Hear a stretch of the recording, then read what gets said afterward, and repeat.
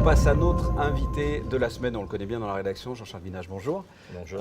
On a l'habitude à Monaco de vous voir photographier le microcosme monégasque. Là, on est ici pour quelque chose de totalement différent. On est au Grimaldi Forum, dans l'espace Indigo, pour une exposition qui s'appelle Vivre ensemble. Qu'est-ce que cette exposition ? Vivre ensemble, c'est un cri d'alarme, c'est une prise de conscience que je veux faire prendre au maximum de personnes parce que notre biodiversité est en danger, notre planète est en danger, les espèces animales sont actuellement en danger. D'ailleurs, certains éminents scientifiques l'ont déclaré, la 6e extinction massive des espèces a démarré, la première de la main de l'homme. Ouais. Donc nous sommes dans une situation très compliquée de la cohabitation entre l'homme et l'animal. On peut dire que c'est une exposition animalière, que ce sont des photos animalières ou pas que ça? Non, non, c'est surtout pas des photos animalières, c'est vraiment, encore une fois, la cohabitation. J'ai voulu travailler d'une manière très photojournalistique, j'ai pas voulu faire des photos d'art, ce n'était pas le but parce que j'ai travaillé sur 15 pays, j'ai pas passé des mois et des mois sur chaque espèce et dans chaque pays, donc il a fallu aller relativement vite. Mais non, ce n'est surtout pas une expo animalière, c'est vraiment mettre le point sur la gravité actuelle du conflit homme-animal dans le monde. Alors effectivement, quand on regarde l'exposition, il y a l'homme, il y a l'animal, même si ce n'est pas une exposition animalière, il y a quand même des animaux sur les photos. Vous avez voulu parler de 4 axes, j'ai lu, tolérance, conflit, symbiose, mutualisme, c'est-à-dire ?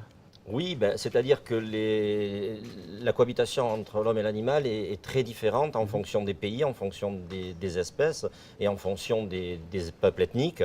Donc il est vrai qu'on va rencontrer des types de cohabitation totalement différents que l'on se trouve en Malaisie ou en Afrique, par exemple, en Namibie ou au Rwanda. Tout est vraiment très, très différent.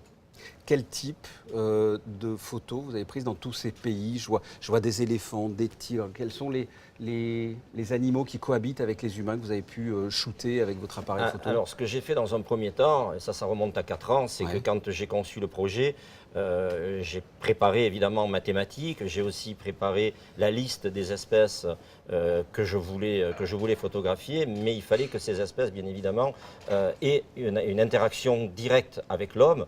Donc je me suis beaucoup renseigné sur Internet en regardant des documentaires et c'est à ce moment-là que j'ai pu choisir à la fois mes pays, les espèces, pour être sûr de pouvoir rencontrer une interaction entre l'homme et l'animal dans chaque pays et sur chaque continent. Et quel type d'espèces donc du coup? Alors du coup, plusieurs espèces. Par exemple, en Éthiopie, j'ai travaillé sur le loup d'Abyssinie qui vit sur le plateau de Bélé à plus de 4000 mètres d'altitude. Et donc les problèmes de cohabitation sont très simples, c'est que l'Éthiopie est un pays surpâturé, donc énormément d'éleveurs, énormément de troupeaux. Et le problème, c'est que tous ces peuples qui sont arrivés vivre sous le plateau de Bélé ont ramené avec eux des chiens. Et donc il y a interaction entre le loup et le chien. Et ce loup, dont il ne reste à peu près que 400 loups sur l'Éthiopie, il est rattrapé par la maladie de la rage. Donc c'est encore une fois, c'est l'homme, donc ça c'est une manière de cohabiter qui malheureusement pour l'espèce, pour le loup, est désastreuse. En Éthiopie, j'ai également travaillé sur les hyènes parce que du côté de Harar, il y a toute une famille qui depuis cohabite totalement avec ces hyènes et qui à l'époque, la nuit, rentrait dans la citadelle, allait attaquer des villageois. Et puis un jour, il y a eu une personne, un vieux du village, qui en voulant donner à manger à ses chiens, s'est aperçu que les hyènes venaient chercher à manger. Donc du coup, il s'est dit, c'est peut-être la bonne solution. Donc il est sorti de la citadelle et maintenant, tous les jours, tous les soirs, toute la famille, ils sont plusieurs, nourrissent des hyènes, qui sont des hyènes vraiment sauvages. C'est là, il y a la hyène tachetée. Et du coup, les hyènes sont rassasiées et ne mettent plus du tout les pieds dans la citadelle. Donc après, en Malaisie, par exemple, j'ai travaillé sur l'orang-outan, j'ai travaillé sur le pygmée éléphant, pour montrer les problèmes que nous avons là-bas avec la déforestation essentiellement due aux plantations d'huile de palme et le bois exotique, bien évidemment. Après, au Brésil, ça a été sur le jaguar, au Rwanda, ça a été sur les gorilles de montagne, au Pérou, sur les ours à lunettes, Namibie, le lion du désert.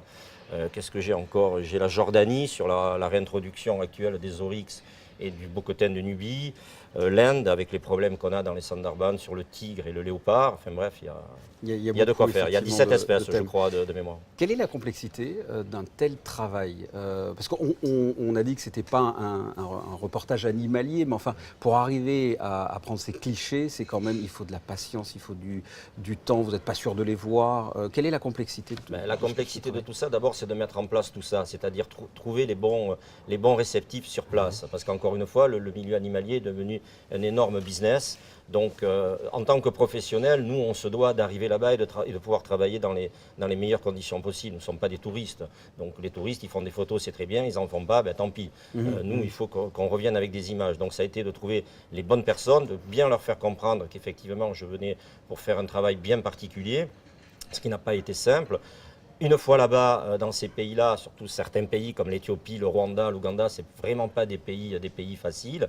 Ben, il a fallu recoordonner tout parce que malheureusement, ils peuvent dire qu'ils savent faire, mais une fois arrivé là-bas, ben, je me suis aperçu que certains ne savaient pas si bien faire que ça. Donc, il a fallu réorganiser le séjour.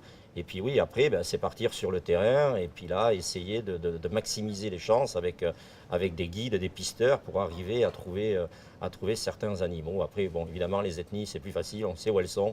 Mais ouais, c'est très, très, très compliqué, quoi. Donc c'est une exposition qui va être inaugurée dans quelques instants. C'est en collaboration avec la Fondation Prince Albert II. Comment vous sentez, là, juste avant, dernière question, avant ce vernissage? Bah, écoutez, tout a été mis en place depuis longtemps. Ce qui est génial, c'est que quand on démarre un projet comme celui-ci et qu'on l'emmène au bout, effectivement, c'est que du bonheur. Mais c'est vrai que pour un projet comme ça, je remercie encore une fois mes partenaires, qui sont la Fondation Prince Albert II, qui m'a toujours soutenu dans mes projets, et puis aussi le FG Bank à Monaco, qui de tout temps, avec les ouvrages que j'ai faits par le passé, qui m'ont toujours aussi bien soutenu.